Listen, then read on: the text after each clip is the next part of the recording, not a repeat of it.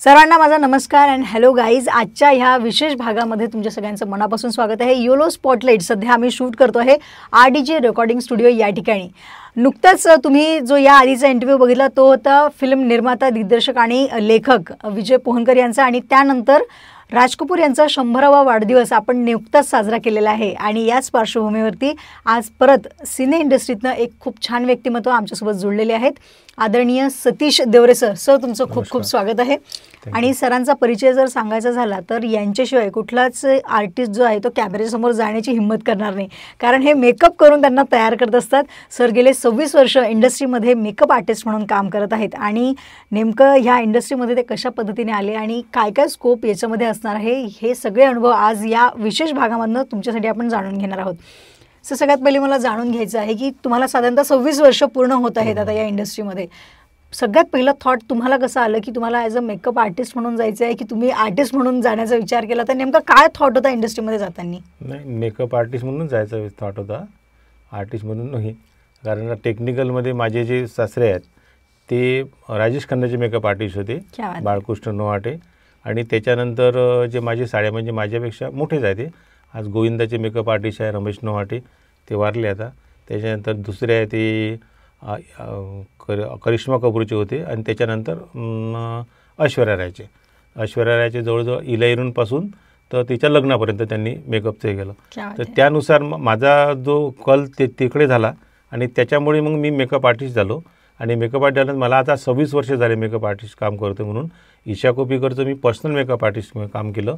आणि त्याच्यानंतर बरेच फिल्म म्हणजे बरेच सिरियल, कारण त्या जयमा वैष्णोदेवीपासून वक्त बताएगा, त्याच्यानंतर बेटिया, त्याच्यानंतर यम है हम, त्याच्यानंतर CID, तारक मेहता का उल्टा चष्मा, त्याच्यानंतर बरेचसे फिल्म झाले, बरेचसे मराठी पिक्चर झाले, राजकुमार झाला, देशी झाला, त्या अजून फोन आला नाही तो झाला. त्याच्यानंतर आताच आम्ही सिंधी फिल्म केली पप्पा बेट्स मम्मी, आणि भरपूर फिल्म्स झाल्या.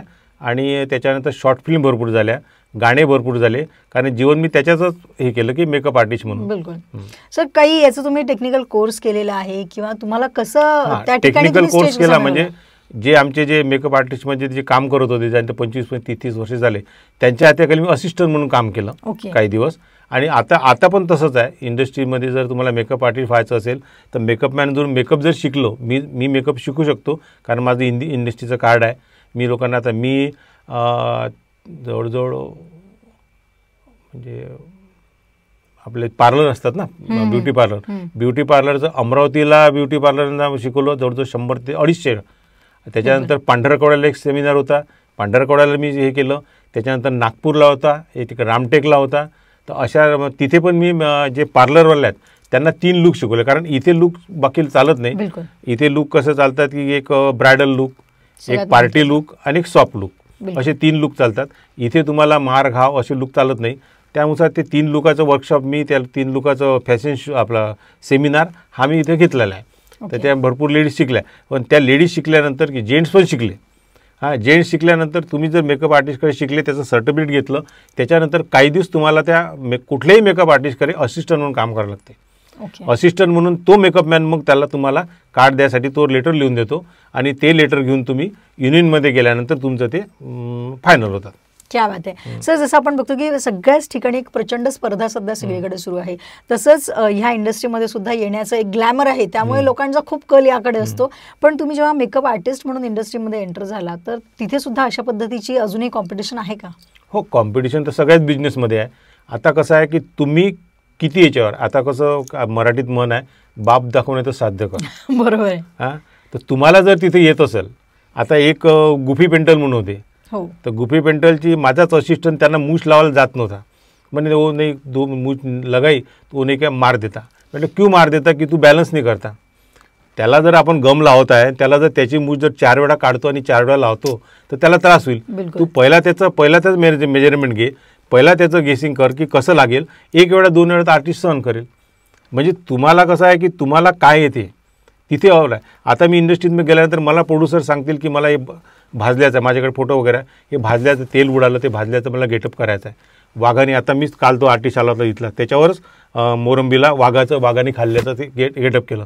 तर ते जर मला करता आलं तर तुम्हाला दुसऱ्यांदा बोलावेल. अगदी बरोबर. नाही तर मला ते करतं, त्यांनी सांगितलेलं करता नाही आलं. आता त्यांनी सांगितलं मला शीन की बुवा ही मुलगी आहे, या मुलीचा प्रियकराचा ॲक्सिडेंट झाला किंवा नवऱ्याचा ॲक्सिडेंट झाला आणि ही दवाखान्यात जाते गडबडीनं, तर त्यावेळेस घाई गडबडीनं दवाखान्यात जाते, तर मी तिला लिपस्टिक आयशॅडो मस्कारा लावून देऊन पाठवणार नाही.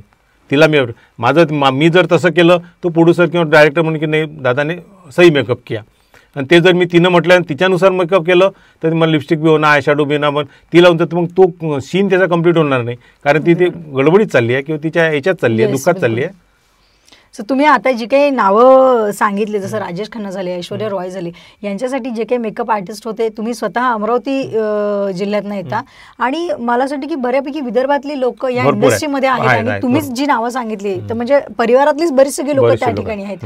नेमकं आपल्या विदर्भातल्या कलाकारांसाठी किंवा अशा पद्धतीच्या आर्टिस्टसाठी तिथे काय स्कोप आहे? अजूनही भरपूर याच्यात स्कोप आहे, पण फक्त यांची मानसिकता पाहिजे स्वतःची.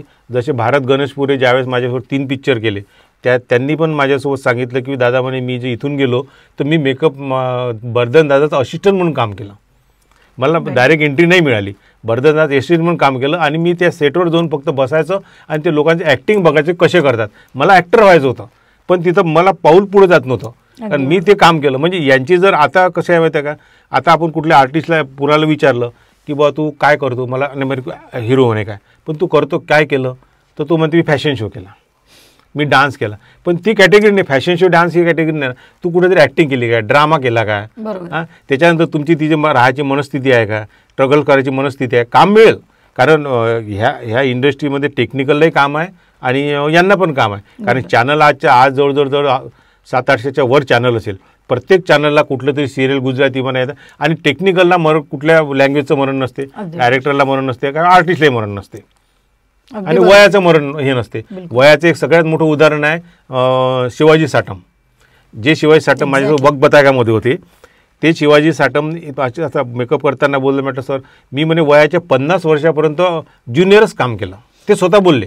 हां, त्यांना कधी सर तुमचं हे आलं विचार जा की ते माझ्या स्वतः बोलले की माझं 50 वर्ष वय होईपर्यंत मी सेकंड रोलच केला. पण जेव्हा मला CID मिळालं, CID मिळाल्यानंतर ते 15-17 वर्ष त्यांचे असे झाले की इंडस्ट्रीमधला सगळ्यात टॉपचा एक हिरो झाला. 50 वर्षाचे वय म्हणजे इंडस्ट्रीला तुमचं वयाचं बंधन नाही.